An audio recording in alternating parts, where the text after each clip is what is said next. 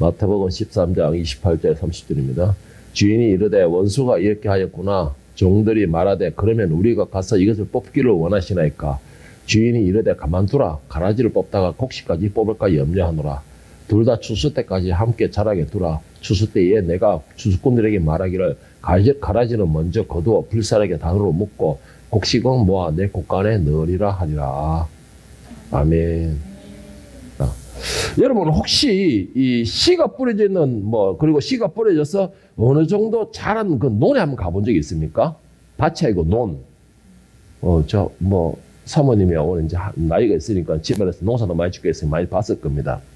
자, 논에 가보신 적 얘기는 없죠. 거기다가 혹시 가보셨다면은 이 벼 이삭이 어느 정도 자란 상태를 한번 더 보신 적이 있습니까? 보신 적 있으면 여러분들은 그 논에서 이 벼가 어느 정도 자란 그 상태의 그 벼 이삭을 봤을 때에 여러분들은 알곡인 벼와 그리고 풀인 잡초죠. 잡초를 구분할 수 있겠습니까? 예, 아는 사람들은 이걸 알아요. 말을 할 수가 있어요. 대답을 할 수가 있어요. 저도 이 어렸을 때에 이 시골에서 자랐다 보니까는 이 벼를 심어 보기도 했고, 그리고 잡초도 한번 뽑아 보기도 했고, 여러 가지를 다 해봤습니다. 그런데 여러분, 어느 정도 사이가 열매가 맺히지 않은 상태에서 자랄 때 벼는요, 잡초와 거의 구분이 안 돼요. 거의 비슷비슷하게 이렇게 자라갑니다.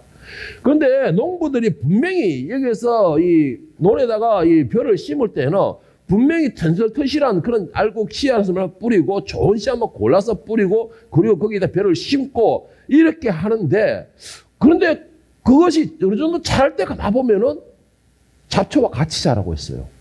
잡초와 같이 자라고 있습니다.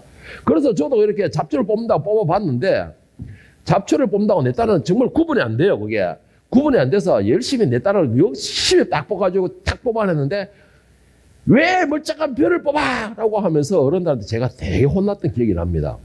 나는 분명히 잡초를 뽑았다고 뽑았는데 어른들은 왜 멀쩡한 벼를 뽑아! 라고 하면서 그래가 혼났다라는 것이죠. 여러분, 잡초도 이 벼와 같이 어느 정도 자랄 때까지는 모양이 구분이 안 돼요. 그런데 분명한 건 뭔지 아세요? 뿌리지는 않았지만은 벼와 함께 공존하고 있는 것이 잡초예요. 잡초입니다. 자, 오늘 하나님께서 오늘 본문에서 말하기를 하나님께서는 이 세상을 하나님의 밭이다라고 말씀합니다. 밭이다라고 말씀하신 것이고, 밭이면은 분명히 하는 것이 있죠. 농부들은 거기다가 씨를 뿌리게 되죠. 밭이 그냥 놀리진 않습니다. 그래서 마태복음 13장 3절에도 보면 예수께서 비유로 여러 가지로 그들에게 말씀하여 이르시되 씨 뿌리는 자가 뿌리러 나가서 뿌릴세. 그러니까 밭이 있으니까는 씨를 당연히 뿌리게 되는 것입니다. 그리고 주인이 뿌렸다고 했고, 오늘 본문 마태복음 13장 24절에서도 말하기를 예수께서 그들 앞에 또 비유를 들어 이르시되 천국은 좋은 씨를 제 밭에 뿌린 사람과 같으니. 자, 여기에서 공통된 말이 있는데, 공통된 말이 왜요? 밭에다가 씨를 뿌렸다라는 것이고, 뿌렸는데 어떤 씨를 뿌렸다는 거예요? 좋은 씨를 뿌렸다라고 되어 있습니다. 이 말은 무슨 말이냐? 하나님께서 이 땅을 향해 좋게 창조해 아름답게 보기 좋도록 창조하셨고, 그리고 보기 좋게 창조된 이 아름답게 이루어진 밭에다가 하나님께서 기뻐하시는 하나님의 정성을 다해서 하나님의 영을 심은 사람을 심었습니다. 그런데 희한하게 하나님은 하나님의 성품을 담은 사람을 딱 심었는데 어디서 자라는 거 보니까는 사단의 모습도 보이더라는 것이죠. 사단의 모습도 보이더라는 것입니다.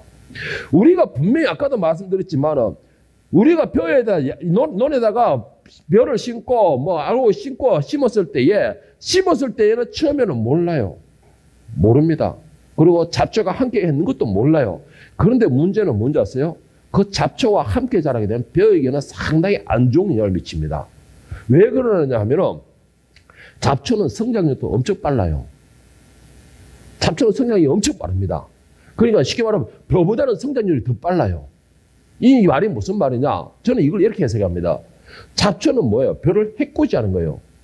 그리고 잡초는 그 뿌리가 왕성하게 뻗어나갑니다. 양쪽으로 뻗어나가요. 그래가지고 벼에 있는 뿌리와 같이 넘기기도 해요. 그러면서 어떻게 하는지 아세요? 벼가 빨아들일 영양분을 잡초가 다 빨아서 먹는다는 것이죠. 그래서 이 잡초의 성장이 상당히 빨라요. 그래서 이 잡초를 뽑을 때는 어렸을 때 뽑아내야 돼요. 어렸을 때야. 그래서 우리가 뭐 무기농, 유기농 할 때는 거기에다가 뭘 합니까? 뭐 미꾸라지도 풀게 되고 뭐 오리 같은 걸 풀게 되죠. 오리 같은 걸 풀게 되면 뭐예요? 그들은 벼는 놔두고 잡초에 씌어서 다 빨아먹는 거예요. 잡초에. 잡초를 다 보고 병충해 같은 걸 다 잡아먹고 이렇게 하는 거예요. 그렇게 해가지고 일단은 이렇게 잡초를 뽑아내더라도 어릴 때 뽑아내야 되는데 이것이 어느 정도 자라가지고 아 이것은 잡초다, 이것은 알곡이다라고 구분이 될 정도 되면은 그때 잡초를 뽑아내면 어떻게 해버릴까요? 그때 잡초를 뽑아내면 아까도 그랬잖아요. 뿌리가 벼하고 망치에 있기 때문에 잡초를 뽑게 되면 벼까지 다 같이 뽑혀요. 근처에 있는 벼까지. 그래서 어느 정도 자라게 되면은요, 잡초를 뽑지 않아요. 뽑지 않고, 그리고는 벼가 스스로 이길 힘을 갖게 만들어요. 스스로 이겨내야 되는 거예요, 여기서.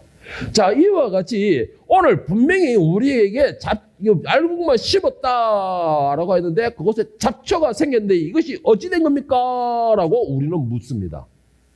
물어요. 자, 오늘 본 말씀을 보고서 말씀드릴게요. 마태복음 13장 28절 30절에 오늘 본문 말씀을 한번 보겠습니다. 종들이 잡초를 보고서 주인에게 자신들이 잡초를 뽑는 일을 하겠습니다 라고 말을 합니다. 자, 주인이 이르되 원수가 이렇게 하였구나. 종들이 말하되 그러면 우리가 가서 이것을 뽑기를 원하시나이까?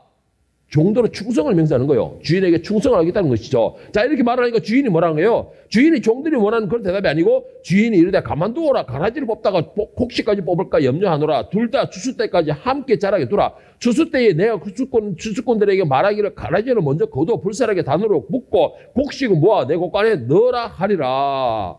자, 우리는 보통 생각하는 게 뭐예요? 오늘 종들이 뭐라는 거예요? 나와보니까 곡식을 심었는데 잡초까지 보여. 그러니까 종들이 충성심이 뭐라는 거예요? 잡초를 뽑아낼까요? 밖에서 잡초와 벼가 보이던데면 여기서 보면 여기 먼저라고 했으면 시기가 열매 맺힐 때라고 했습니다. 그러면 다 자란 상태예요. 그때는 아까도 말했지만 잡초를 보면 이 곡식까지 같이 뽑히는 거예요. 그러니까는 지금 이제 종들은 뭣도 모르고 일단은 내가 충성하겠습니다 라고 하면서 잡초를 뽑아낼까요? 라고 한 거예요.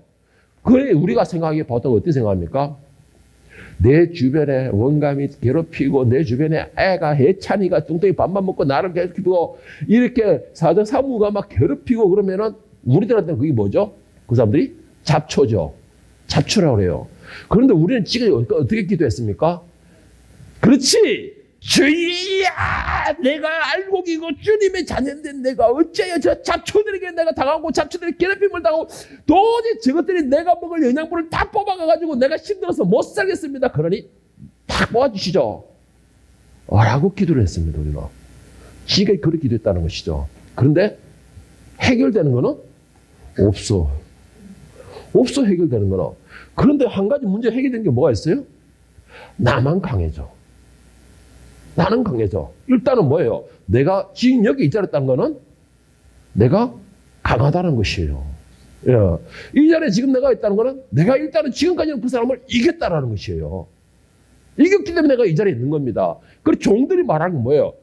우리가 지금 확 뽑아버릴까요? 확 뽑아버리면은 그와 딸려오는 고통받는 그 알곡을 생각해라는 것이죠. 알곡을 내가 아끼노라는 것입니다. 우리의 생각과 하나님의 생각은 여기서 다른 거예요. 우리 종들은 저 나쁜 것만 생각하지 지금 그 나쁜 것을 처리함으로써 우리가 약해지는 건 생각도 안 하는 거예요. 우리가 연약해지는 거는. 그러니까 예수님께서 뭐라고 말씀하십니까? 두라. 내가 추수할 때는 농부들이 추수할 때는 알곡과 또 쭉정이는 기가 막히게 또 골라내요. 농부들은 기가 막히게 골라냅니다. 분명히 추수할 때는 그냥 확 빼가지고 한꺼번에 다 논 전체를 갖다 밭 전체를 다 추수를 하는데 골라낼 때는 쭉쟁이와 알곡이 어떻게 그렇게 희한하게 골라내는지 알곡만 싹 모아내고 쭉쟁이 다 날려보내요. 그리고 쭉쟁이 모아가지고 어떻게 합니까? 불수시기로 쓰는 거예요. 불수시기로 쓰는 겁니다. 오늘 예수님께서 말씀에 딱 그거잖아요. 두라. 그 쭉쟁이 하나 뽑아내겠다고 알곡 여럿이 다친다라는 것입니다. 대신에 추수 때 그들을 내가 골라내겠다라는 것입니다. 그러면은 분명히 농부가 처음에 뿌릴 때는 알곡만 뿌렸는데 어떻게 해가지고 쭉정이가 있습니까? 쭉정이가 어떻게 해서 있습니까? 28절에 말하기 뭐라 했냐? 주인이 이르되 원수가 이렇게 하였구나. 여러분, 이 세상은 하나님의 영광도 충만하고 성령의 역사도 충만하고 하나님의 은혜도 충만하고 힘도 강하지만은 그와 함께 사단도 발악을 하는 겁니다. 베드로가 뭐라 했습니까? 악한 사단은 우는 사자처럼 삼킬 자를 찾아 두루 다니라니라고 했습니다. 그리고 또 한 가지 뭐라 했습니까? 사단도 때로는 광명의 천사로 위장한다 했어요. 위장한다 했어요. 어떻게, 왜? 가라지가 돼서 처음에는 알곡이지 가라지지 분걸 겠끔 같이 자라는 겁니다. 같이 자라는 거예요. 그러면서 여러분의 그 힘과 은혜를 야금야금 어떻게 하는 거예요? 여러분 아이고 계속 괴롭히면 어떻게 되겠어요? 힘들죠. 지치죠. 그러다가 원망 나오죠. 그러다가 하나님 내버렸는갑다. 누구처럼 내버렸는갑다. 그래 나는 하나님 떠나겠다. 이건 누가 깨워요? 가라지가 승리한 거예요. 이렇게 만들기 위해서 가라지가 있는 거예요. 이렇게 만들기 위해서 사단이 지금 이 세상에 있는 겁니다. 오늘 이 말씀에서 제가 오늘 여러분에게 한 가지 권면과 한 가지 질문을 해보고 싶습니다. 먼저 여러분에게 한 가지 권면하고 싶다라는 것은 첫 번째, 가라지는 항상 우리 옆에서 나와 공존하고 있다는 걸 기억하셔야 됩니다. 공존하고 있다는 거. 자, 여러분 가라지가 다른 장소에 있진 않아요.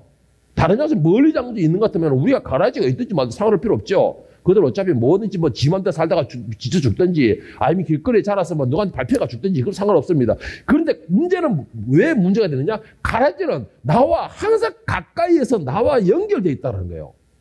나와 연결되어 있기 때문에 그게 문제가 생기는 겁니다.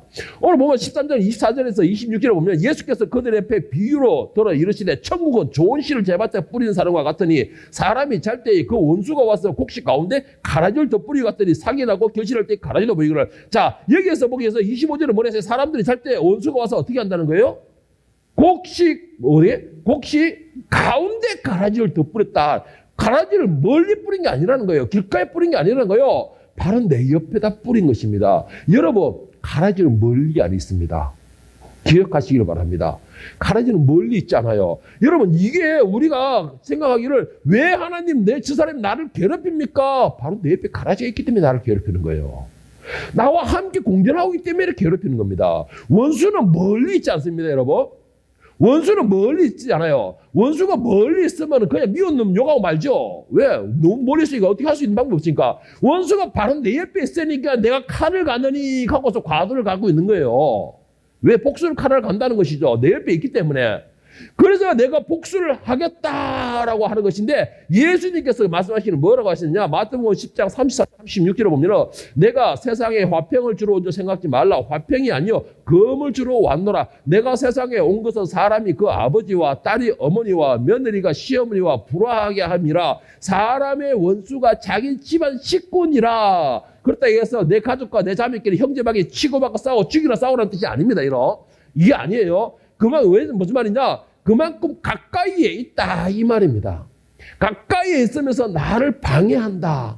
나를 갖다가 계속 죽이라고 해코지하고 있다. 나의 힘과 원능력을 자꾸 빼뜨려가고 있다 이 말인 것이에요. 여러분, 기운 없죠?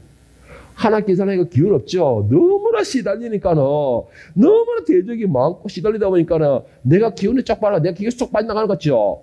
여러분, 실패하지 마세요. 여러분, 그들이 가라지라고 생각해 보세요. 나는 알곡인데 그들이 가라지라고 생각해 보세요. 내 기운을 빨아가는 것에 대해서. 여러분, 내 기운을 빨아가면 결국은 그들이 승리하는 거예요. 그들이 승리하는 겁니다. 그러면 결국 나는 기운을 빨리면 어떻게 돼요? 나는 죽어요. 나는 죽어요. 자, 이것을 안다면 여러분, 억울하지 않습니까? 억울하지 않으세요?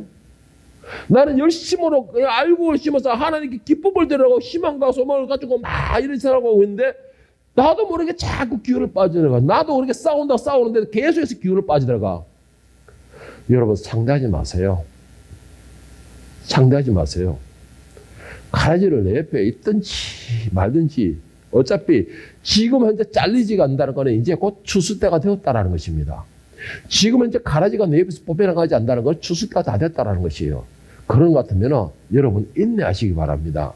인내, 끝까지 내가 그것을 열매를 맺겠다고 끝까지 인내하고 그 가라지와 싸워보세요. 싸워봐야지만 그때 이 열매가 맺히게 되는 것입니다. 열매가 맺혀야지만 주인을 기쁘게 해드릴 수가 있는 거예요. 왜 하나님 저 가라지를 뽑지 않습니까? 왜 저 가라지를 구분해서 나를 좀 보호해 주지 않습니까? 아니에요, 여러분. 그렇게 되면 나를 상할까 싶어서 염려하시는 거예요. 오히려 그런데 중요한 게 또 있어요. 그러면 농부는 그냥 버려두느냐? 아니에요. 오히려 알곡이 더 잘 자랄 수 있게끔 약도 뿌려주고 힘을 줍니까? 운동력을. 영양분도 주고. 거기에서 또 한 가지가 있어요. 가라지가 제대로 자라지 못하게끔 약도 뿌려주는 거예요. 하나님께서는 우리를 향하여서 늘 은혜를 베푸고 계십니다. 늘 힘과 용기를 영양분을 공급해 주고 계세요. 그래서 오늘 찬양에서처럼 내 심령을 울리는 찬양이 되게끔 하나님 나를 위로해 주는 느낌도 받게 하시고, 그래서 때로는 은혜와 감동으로서 눈물도 나오게 되고, 또 나도 모르게 주여 찾기도 하게 되고, 이것으로 인해서 하나님 나라하여금 다시 충전하게 만들으시는 겁니다. 그리고 충전으로서 오늘도 가지고 내일부터 가라지와 또 싸우는 거예요. 가라지와 싸우는 거예요. 여러분, 싸움에서 가장 좋은 방법이 뭔지 아세요? 무시하세요. 어차피 너는 나와 같이 살아야 되는 거야. 어차피 뽑히지 않는 것 같으면 나와 같이 살아야 될 거야. 그러면은 여러분 이길 수 있는 방법이 뭐겠습니까? 무시하는 거예요. 뭐 무시한다고 해가지고 그냥 뭐 상대를 하지 마 이 말이 아니고, 그들의 횡포에 대해서 무시하세요. 어차피 내 원수는 내 옆에 있다고 그랬습니다. 마태복음 14장 28절, 30절 오늘 본문 말씀을 다시 한번 보겠습니다. 주인이 이르되 원수가 이렇게 하였구나. 종들이 말하되 그러면 우리가 가서 이것을 뽑기를 원하시나이까. 주인이 이르되 가만두라. 가라지를 뽑다가 곡식까지 뽑을까 염려하느라. 둘 다 추수 때까지 함께 자라게 두라. 추수 때에 내가 추수꾼에게 말하기를 가라지를 먼저 거두어 불사르게 다듬어 묶고 곡식은 곳간에 모아 곳간에 넣으라 하리라. 여러분, 이 가라지를 뽑다가 알곡까지 뽑히는 그러한 희생을 치르지 않기 위해서 놔두시는 겁니다. 그렇다면 우리는 이겨야 돼요. 승리해야 돼요. 그리고 어떻게 해서든 우리는 그 예수님을 붙들어야 되는 겁니다. 그리고는 추수 때까지 기다리는 거예요. 그것을 믿음으로 인내하시길 바랍니다. 자, 두 번째 우리가 생각해 봐야 될 것입니다. 이거는 내 옆에 있는 사람이 가라지라고 했습니다. 나를 괴롭힐 사람은 가라지라고 했습니다. 나를 자꾸 방해하는 사람이 가라지를 했습니다. 그러면은 반대로 내가 가라지는 아닙니까? 내가 다른 사람에게 가라지가 되지는 않냐는 것이죠. 이 말이에요. 여러분, 갑자기 생각이 또 갑자기 분위기가 확 바뀌어버리죠. 사람들 보통 생각이 뭡니까? 나는 알곡이야. 나는 절대 가라지가 아니야. 확신을 가지죠. 그런데 여러분 잘 생각해 봐야 됩니다. 이걸 반대로 생각해 봐야 돼요. 내가 알고이고 다른 사람이 가라지일 때 내 주변에서 나를 괴롭히고 힘들게 하고 막고 넘어지게 하고 너무나 추저리게 해서 나를 울리게 만드는데 즉 가라지라고 말하죠. 그러면 나는 다른 사람한테 그런 사람 아닙니까? 나는 가라지가 아니냐는 것이에요. 나는 그 사람의 성장을 방해하지는 않습니까? 나는 그 사람이 받아야 할 영양분과 그 사람이 받아야 할 힘과 용기와 모든 것을 내가 가르치지는 않습니까? 나는 그 사람이 살아가는 데에 성장해야 될 곳에 모든 것을 내가 가리지는 않습니까? 혹시나 내가 그 사람에 대해서 억압하거나 내가 그 사람에 대해서 누르거나 이러지는 않냐는 것이에요. 만약에 내가 그런 상태가 내가 그 사람이 성장하는데 방해되면 내가 알곡으로 생각했던 그것이 착각인 것이죠. 내가 가라지가 되는 거예요. 알곡은 남을 희생시키는 게 아니죠. 알곡은 남을 희생시키는 게 아니에요. 알곡의 역할은 뭡니까? 풍성한 결실을 면서 남을 기쁘게 해주는 거예요. 남을 기쁘게 해주는 겁니다. 알곡의 역할은 바로 그런 역할이에요. 여러분들이 알곡이 되기를 원한다면요, 여러분들이 희생을 해야 돼요. 여러분들이 알곡이 되고자 한다면요, 여러분들은 참고 인내해야 돼요. 이에는 이 눈에는 눈 이것이 아니고 예수님께서 말씀하셨던 것처럼 내 원수를 사랑하라라고 한 것처럼, 바울이 말한 것처럼 내 원수를 위해 기도하라라는 것처럼 알곡이 되고자 한다면 여러분들은 사랑해야 되고 여러분들은 기도해 주는 것입니다. 여러분이 그게 알곡이 되는 거예요. 그렇지 않고 내가 싸워서 내가 너를 이겨도 난 너 정도는 이길 수 있어 하고 싸우게 되면 그 사람은 자기는 알곡이라 생각할지 모르지만 그 사람도 쭉정이가 되는 거예요. 잡초인 것이에요. 내가 이기면 그 사람은 졌다는 거겠죠? 상대방이 졌잖아요. 저면 그 사람이 받은 상처는 어떻게 생각하죠? 그 사람이 받은 상처는 뭐죠? 이겨도 내가 이기는 게 아니고 예수님께서 이기시는 거예요. 이겨도 내 힘으로 이기는 것이 아니고 하나님의 심판단에서 이기게 해야 되는 거예요.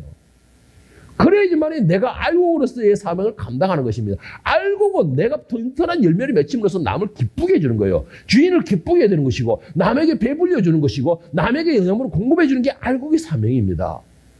쭉쟁이는 뭐예요? 지가 열매를 안 맺히고 지가 어떻게든 말라 비틀어내서도 알곡인 영양분을 빼들어 와야 되는 게 쭉쟁이 역할이에요. 그게 가라지고 잡초인 겁니다. 그러니까 여러분들 생각해 보세요. 나는 혹시 잡초 아닌가? 나는 다른 사람에 대해서 막 비난과 비방과 힐랑거리고 수근수근거리고 그렇게만 하지 않느냐?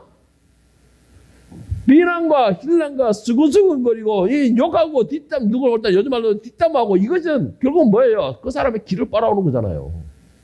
그 사람의 길을 빨아오는 거잖아요. 결국은 그 사람의 길을 빨아오는 그거는 뭐예요? 결국은 내가 가라지라는 뜻이에요. 그거는 내가 가라지라는 뜻이에요. 응?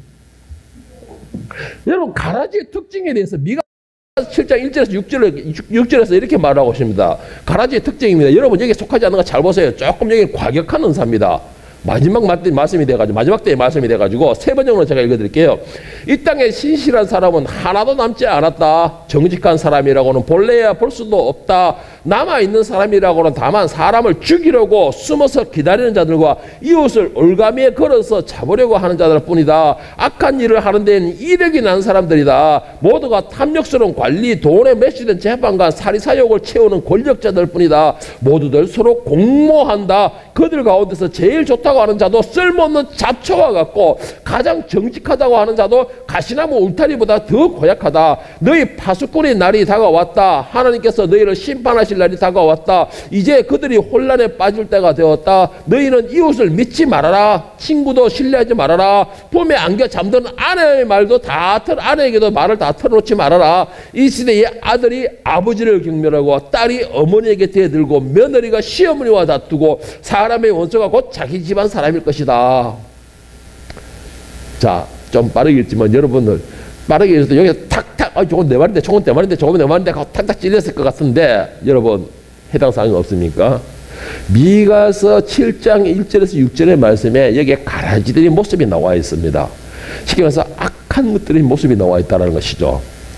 여러분 여기에 해당이 안 된다면 그거는 거짓말하는 겁니다. 솔직히 저도 여기 해당이 많이 됩니다.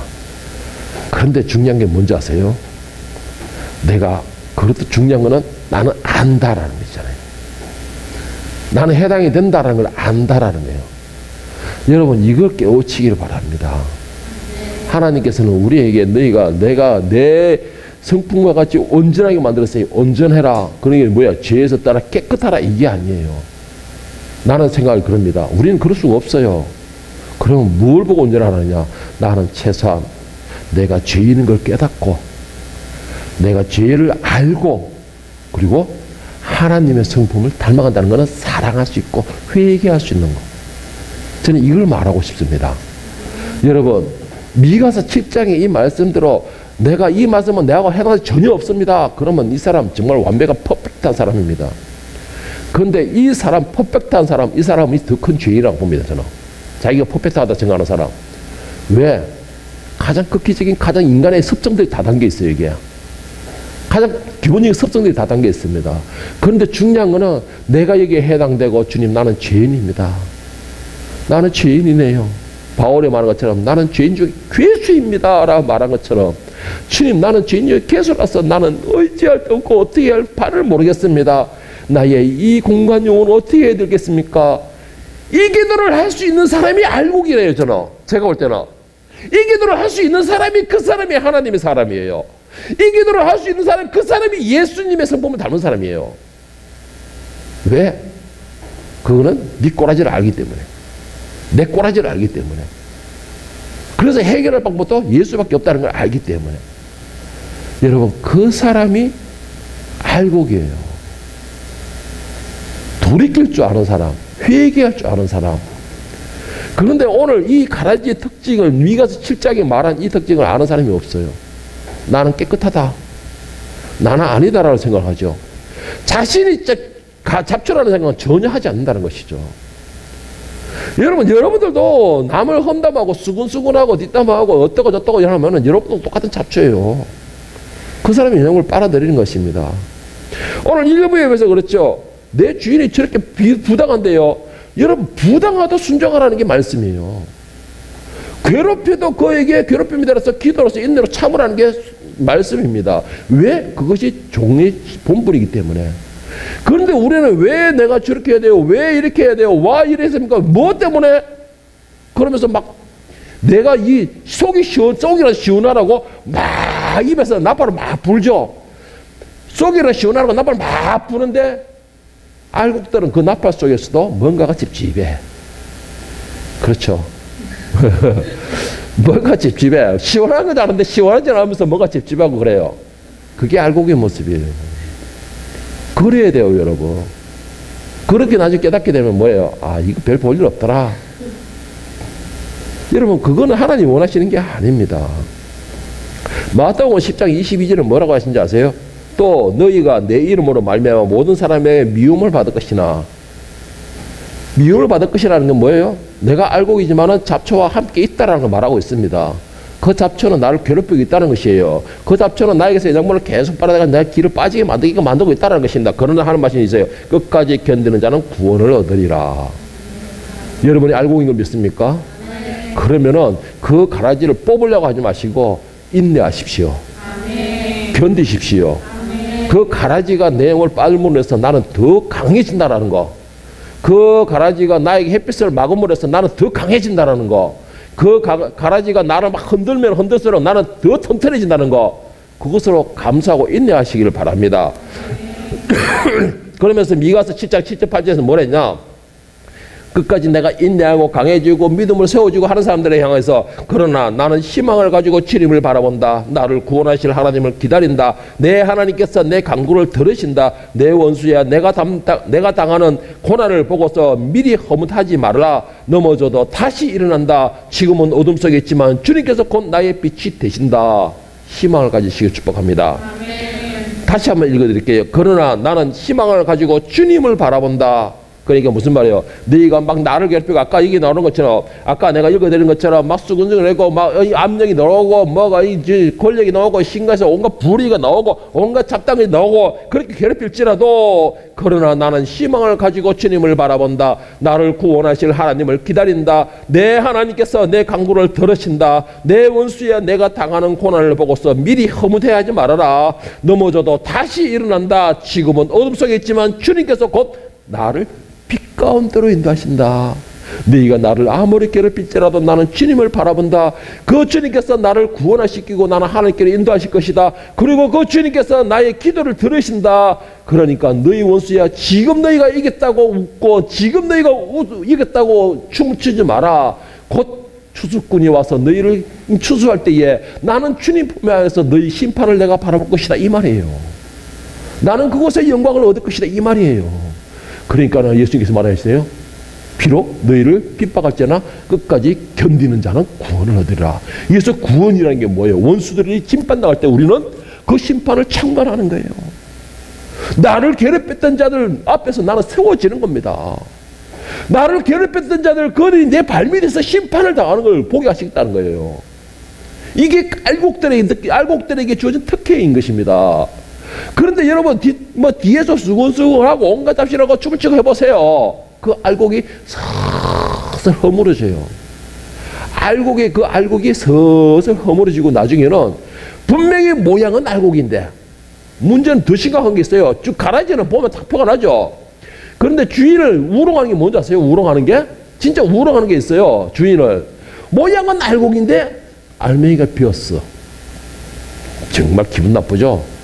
제가 이걸 어떻게 하니 김병만의 그 정글 탐험에 보면은 그들이 늘 목말라고 갈증이 나고 그러는데 야자수 하나를 다 보면 난리가 납니다. 야자수 하나 보면은 그래가 유험을 무릎 썩어서 야자를 탁 끌어가지고 탁 깔았는데 아래 텅 비었어.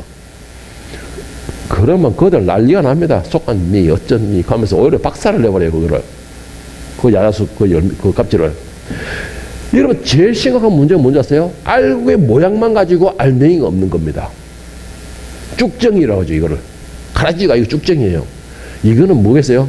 차목사 스타일로 하면은 뭐? 괘씸죄. 괘씸죄는 일반죄보다 더 중량이 깊어요. 우롱죄이기 때문에 중량이 더 깊어요.